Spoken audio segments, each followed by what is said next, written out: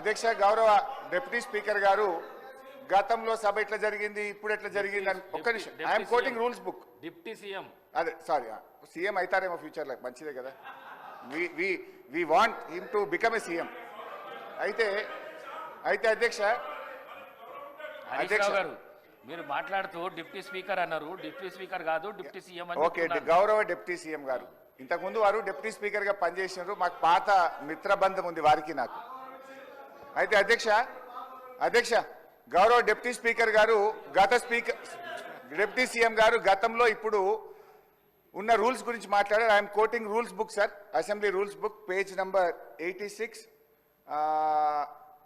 Number paragraph number 232 public accounts committee గురించి.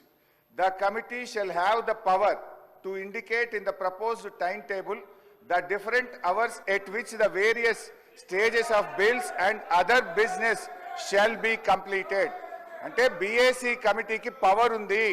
Shell అక్కడ ఏమన్నది షెల్ హ్యావ్ ద పవర్ అని స్పష్టంగా చెప్పిండ్రు. BACలో ఏ బిల్లులు పెట్టాలి ఎప్పుడు పెట్టాలని చర్చించిన తర్వాతనే పెట్టాలని రూల్స్ బుక్ చెప్తుంది.